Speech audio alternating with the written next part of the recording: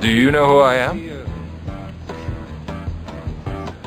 I don't know how to put this, but I'm kind of a big deal. People know me. Listen, big deal. You got another problem. Women always figure out the truth. Always. This is so nuts. I mean, listen to what you're saying. It's paranoid delusion. It's really sad. It's pathetic. Am I? Or am I so sane that you just blew your mind? That is the weirdest thing you have ever said. It's the Al Travis Show. We're lucky. We've got the big deal on with us today. He is Kendall Qualls. He wants your vote for governor. Mr. Qualls, thanks for being here. I'm glad to be back, Al. Thanks for having me. No, it is always our pleasure. This program has said it more than 100 times, I'm sure. I think Minnesota is ripe to switch from, blue to red. I honestly believe that. Are you that guy for us? I am. Okay. And you know what? I don't like talking about myself that way, but you know what? I just believe not just me. It is my story. My story is an American story that everyone can buy into, regardless of their political background. And I'd like to start there if we can. Let's do this. If you're running, you want our vote, convince me. Where'd you grow up? How'd you grow up? You were in the Army. Right. What did you do there? Give me some history, because I'm an Army guy. Tell me the Quall story. Yeah, you know what? Like a lot of people, I didn't grow up with a lot of means. Modest would be a modest way of putting it. I grew up in dire poverty. Okay. My parents divorced when my dad came back from the Vietnam War, and we lived in public housing projects of Harlem with my 4 other siblings in the midst of the chaos and crime and everything going on. Inner city schools, lived there from 1st grade to 5th grade. Okay. And so I know what poverty and insecurity, all of that's like. And then I lived with my dad in a trailer park in Oklahoma after 5th grade. So that was my start in life. I worked through college full time, paid my way through college, got student loans. And where'd you go to college, by the way? It's a small state school in Oklahoma. Okay. Yep. And I went to grad school at the University of Oklahoma. Then I got an MBA at University of Michigan. That's the other U of M. And you know what? Love that. Get a good education, work hard, work ethic, and guess what? People help me along the way, personally and professionally. And Sure. I say all the time that Americans don't put a racial filter on help when they see someone trying to better their lot in life. Oh, I agree with that. They're not going to help. They're not going to help if you're just sitting there complaining. But if you're working hard, and they'll give you a fair shake. So you go, you work hard, you pay yourself through school, you get through school, get your master's degree.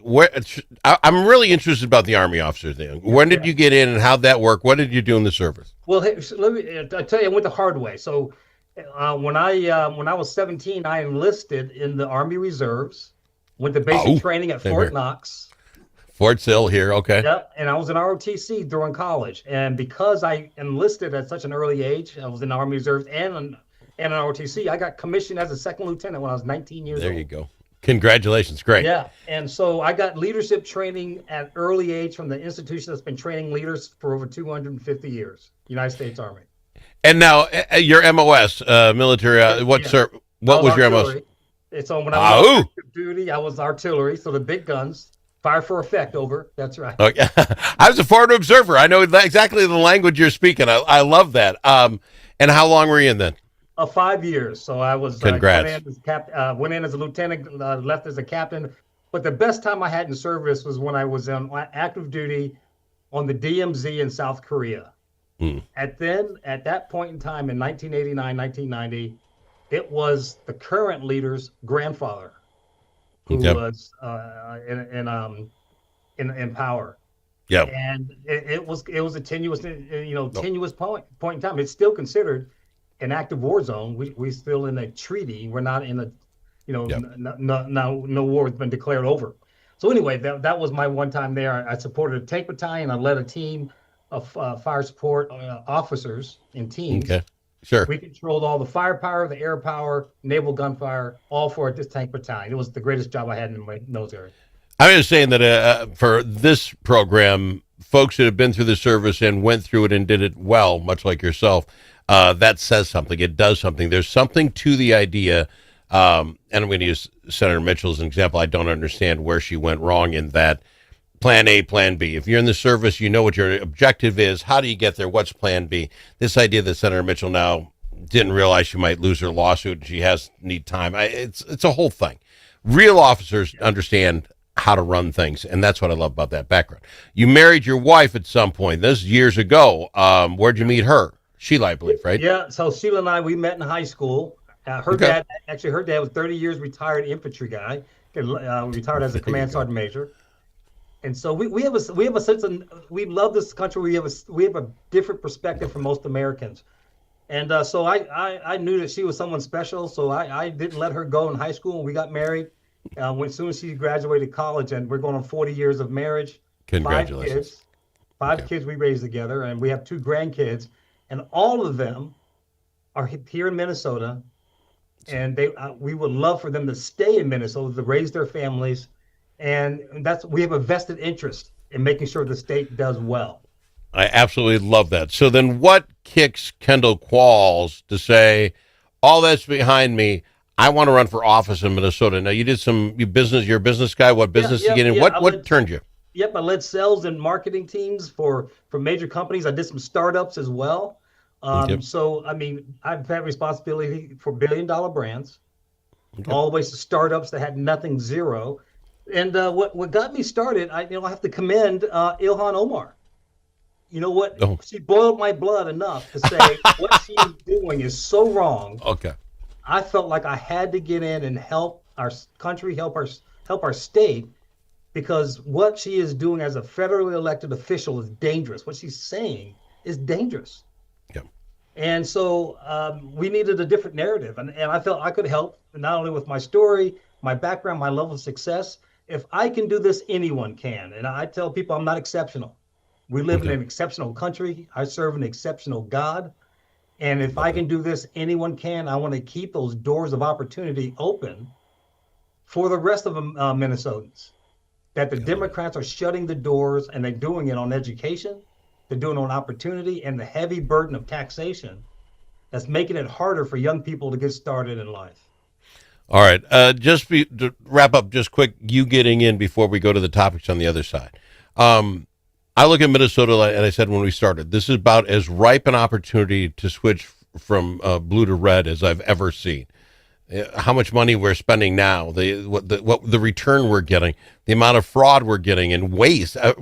Waste is one thing. You spend too much on a hammer. I get it. But fraud, the ability for folks to literally just send names into the state and start getting checks sent back, the fraud is rampant. Right. We've got a governor who now looks like he wants to go for his 3rd term, which Minnesotans generally reject. But yet all the polls say differently. Why is that, sir? I mean, you've got an uphill battle to climb. Your thoughts on just why Minnesota still seems to look like, well, still got a D behind his name. Yeah, from the outside in, I could see where people think, man, Minnesota's gone blue like California, Colorado, Illinois. It's not. It's not. And let me just share the opportunity. Basically, the Democrats outspend us 5-1. Yep. Right? And just promotional activity. They own the media. And that's one of the reasons why Walls looked so good. I mean, when he went on the national stage, he looked like, a caricature of a politician. That's because of our internal state-run media is for the Democrats. And then lastly, they own higher education. Even with all of that, we have 4 congressional representatives that are Republican in Washington, D.C., 4 that are Democrat, where they have a 1-seat majority in the Senate, and we're tied in the legislative House. Yeah. We're a centrist state. Okay. And I tell people, Republicans own part of the problem that we've had in 20 years. We need to organize and lift up a candidate that a centrist populist would vote for. There you go. And I believe that I'm that person. I can help us win not only the governor's seat this time around, I can help us win the Senate and the House for the first time since 1969. Wow, this guy's talking a game. I like him. He's Kendall Qualls. Let's go to break. When we come back, we're going to talk about actual problems that are going on in the state and how he'd handle them differently. It's Kendall Qualls looking for your vote for governor. If you want to help him out, KQ4MN.com. Kendall Qualls 4MN.com. More right after this. Think about it. Now that school's out for the summer, how are Minnesota students doing? Not very well. Minnesota ACT scores fell again last year and are the lowest they've been in 10 years. In fact, fewer than half of Minnesota students can either read or do math at grade level. Think about it. We used to brag about our schools. Now we're losing to states like Mississippi. Visit AmericanExperiment.org for more information. Think About It is brought to you by Center of the American Experiment, Minnesota's think tank. Achieving your financial goals requires individual planning and a comprehensive approach. At Midwest Money Management, our mission is to provide you with the knowledge, tools, and confidence to feel comfortable financially today and secure about tomorrow. Learn more at MidwestMoneyManagement.com. That's MidwestMoneyManagement.com. Securities offered through JW Cole Financial Inc., member FINRA and SIPC. Advisory services offered through JW Cole Advisors Inc., Midwest Money Management, and JW Cole Financial Inc. and JW Cole Advisors Inc. are unaffiliated entities.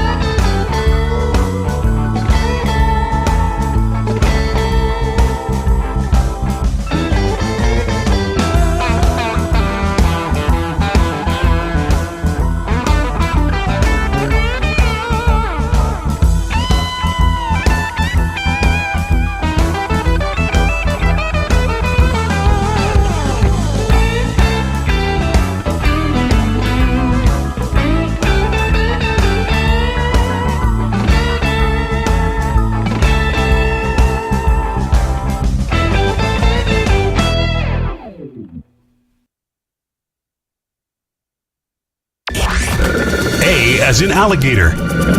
L also in alligator. But it's not alligator. It's the Al Travis Show. If just tuning in, we've got Kendall Qualls with us. He wants your vote for governor. Talking about some of the issues now. Some of the things that drive me a little crazy, sir, because I have 3 children just came out. I'm looking at my grandchildren to start going to school here. You know, that's what I'm hoping for in Minnesota, is that it's better. We've never spent more money in the history of Minnesota than we do on education now. And every metrics we keep track of is going down. Nothing's going up. Right. How does Kendall Qualls say he's come in and fix education? That if we're going to spend the money, I want to get some results. Well, you know, first of all, we used to have an education system in this state that was in the top 5 in the nation. We've dropped down to the mid-tier, bottom tier. Yep. And the reason is because we're not focusing on education. We're focusing on indoctrination. And like the promo that you had read, basically, yep, we have 68% of 4th graders that can't read a grade level. 68%. Same thing in math, all the way down. So here's school choice is obviously something universally, regardless of your Democrat or Republican, that are universally accepted at 70%. We're going to do that, yes, obvious. Regardless of your income level, we're going to make a school choice for parents that the dollars will follow the child. Even in states, though, that have the most robust school choice, still 70% or more of those kids go to public school. Mm-hmm. So we need to fix that too. I mean, that's where the big, population is, right, for kids. So I'm looking to waive the teacher certificate requirement. Okay. So if you have 10 years experience as an accountant, as a nurse, as an electrician, a plumber, because we're going to bring back the trades as well. There you go. When that trades, I'm talking technical as well as robotics and that type of thing. But if you have those type of experience of 10 years or more, I'm going to give a waiver so you can come back and teach in our public schools. If you're retired and you're still not retired, you feel active, you want to be engaged in your community, well, we'd love to have you back in our public schools. You know the country, you love the country, but you also have expertise that you can teach it. If you've done it, you can teach it. And by doing so, we'll do this. If you serve at least 2 years, we're looking at maybe we're going to focus on the timing and how much, but basically half of your grandchild's college debt, we'll erase that. We'll get rid of that. Oh, wow. If you serve over 3 to 5 years, complete erasement of the college debt for your grandkids. That gives us two things. It gives us the expertise that we need at public school level, the workforce, but also we're helping kids, young people, get started in life with lower debt. It's important that we make this an attractive environment in our state where young people, the next generation, want to stay here, raise their kids here, and prosper here in our state. I love that. How about some of the craziness that is the standards we put out there? I think it was Alpha News. I if I'm reading this correctly, in sex health class, standard 1, use functional health information to enhance health and well-being of self and others. Love that. What does that mean? Explain the difference between sex assigned at birth and gender identity and expression in third grade. Am I missing? Are you not 9 years old in third grade? And somebody my kid is assigned to, because they just picked the teacher, is going to start talking to my kid about this stuff? That's right.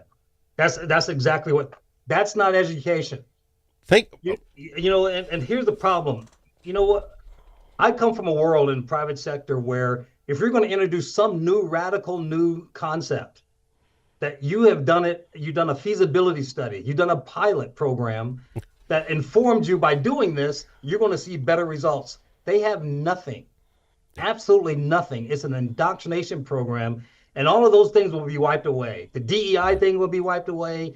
In fact, there's 173 jobs of DEI within the state. All of those will be eliminated. And because it's not here's a black guy that think, well, why would he want diversity? Because it's not diversity and inclusion. It's a Marxist agenda hidden under the diversity umbrella. This is not civil rights 2.0. I don't know how often I'm going to get you here, so I want to hit you with the hard stuff right now. This fraud thing, and I call it fraud. This is just handing money out in the state of Minnesota. What does Kendall Qualls do the second he walks in? I can name 10 fraud things we've had. Now we've got all this other new stuff coming out last week. How do we just end it? Make it stop. Well, you end it by electing the right person at the top. What this is, and when you look at the fraud, you look at what's happening, all of that is symptoms of the larger problem, because it's at the head, and the snake is at the head of it, and all flows down. This is a symptom of the problem of who's in that governor's seat. Okay. And you know this from the military. You know what? This is about accountability. If something is happening like that, that person will be replaced immediately, and there's none of that's been happening. This is an accountability leadership problem. And when you're out talking to people, do you find that that's what they want? Because it just seems amazing to me. We're closing in on $1 billion of waste and fraud that we have kept track of. And I can't imagine the pitchforks aren't out yet. I can't imagine a man is running saying, hey, give me a third term of this, and then he thinks he has a shot. Do you feel Minnesotans are tired of it like I am? Yeah, they definitely are. But here's what we need to do. And this is when I talk to Republicans. We don't have enough Republicans in this state to win statewide office. We have to make sure that we pitch our message to the middle, because they're not getting this mission. They're not getting the $1 billion of fraud in the media. When people find, where people find out most of the information about their performance in their schools? The Al From Travis the school Show? districts themselves. Oh. Fair enough. Yeah. They don't know what's going on because our media does not inform the masses. And so we have to make that easy for them to vote for somebody that they say, this guy's reasonable. He's seemed to accomplish. I could trust him. All right. We're running out of time. It's KQ for Kendall Qualls, KQ4FORMN.com, KQ4Minnesota.com. Sir, I do appreciate you taking the time to come in the program, introduce yourself to the folks that listen. I appreciate you a ton. Well, Al, here's what I want to say. We're going to get our swagger back. I tell people all the time, I am tired of Kim Reynolds and Ron DeSantis having all the fun. We're going to bring back some freedom and liberty back in our state that's long overdue. He's Kendall Qualls, folks.